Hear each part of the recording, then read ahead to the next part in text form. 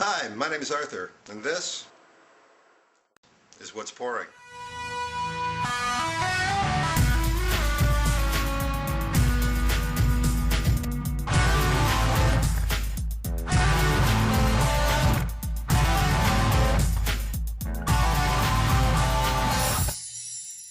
What you've said brings me to an afterthought question, and there's a lot of people who be watching this who are wine bloggers, wine entrepreneurs, people who are in some sort of enterprise outside of wine. And this is kind of an interesting poignant point. You said that when you're at a somewhat naive stage of doing something, sometimes despite yourself or in spite of yourself, you inadvertently kind of stumble into something magnificent. But whereas you develop knowledge and experience, you maybe develop some cynicism or whatever, or just you know more than you did before, you seem to be thinking that you're less likely to hit that sweet spot again. Yeah. You know, if you want to succeed, survive, stay above water in any business or any enterprise, you have to keep learning and keep advancing and keep developing. So the question is to the entrepreneur or whoever, how do you keep that tension between being naive and becoming, but yet still keeping your edge on the competition, keeping yourself informed, and are you damned to lose that naive and possibly kind of go, you being hyper-figurative, is one doomed to sort of hit a peak and kind of go downhill because you know too much? That's a deep, deep question, and I think that's an existential question, and I'm not sure what you can extrapolate from that, but one potential extrapolation is that I think almost inevitably there comes a bifurcation in your process where you on some level decide what are the things that you do for money and what are the things you do for love, and what are the things that you do with this kind of hyper awareness and hyper sense of control and guidance, and what are the things that you do where you just simply let nature take its course, or you take big risks, or you compromise on nothing.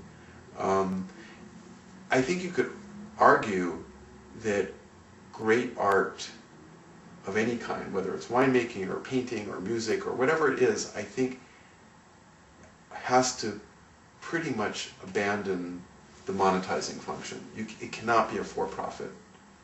Anytime you think about for-profit and greatness, you have a conflict. I think if you're after greatness, you pretty much, I think, have to decide how much of your resource, your soul, your whatever, you can devote to it. What do you have to spare? And then use another part of that resource to create the wherewithal to make the non-compromised part function in some sense. One of the things that strikes me about you from our past conversation and from your book is that you tend to be a novelty seeker, and in the sense that you don't like to get settled in the same old thing. Historically, at least. Well, that's all I have to go on. And as certain psychiatrists are prone to say, the best predictor of future behavior is past behavior. But here's my question. Is this experiment of creating novel cultivars an attempt to get yourself in that naive zone and do something exciting? Yeah, it is. I mean, really, it's not so much to create novel cultivars, because remember, I'm not looking for the best. I'm not looking for the best of anything. What I'm trying to do is create a set of conditions for something interesting to happen, and then trying to have the wit, or try to maintain the wit, to actually observe something interesting happening, if it indeed does happen.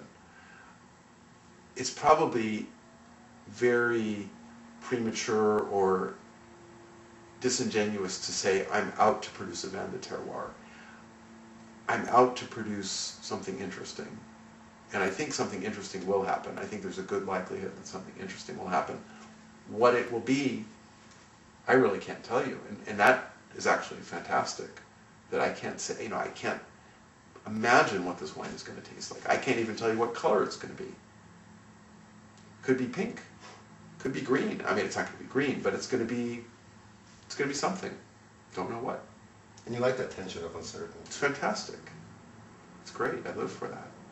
Well, I'm sure people watching have been experiencing some tension of uncertainty. Have you picked a winner for your book?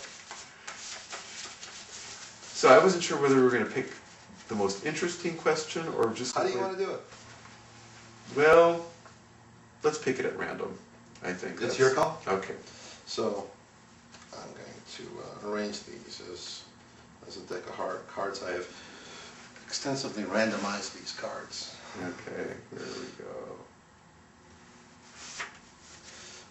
Can you read the name on top? It's Larry.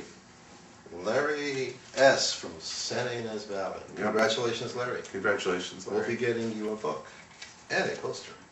Yep. It's been a pleasure again. My pleasure, Arthur. Best of luck. We'll be talking soon. Yep. Piacere, piacere.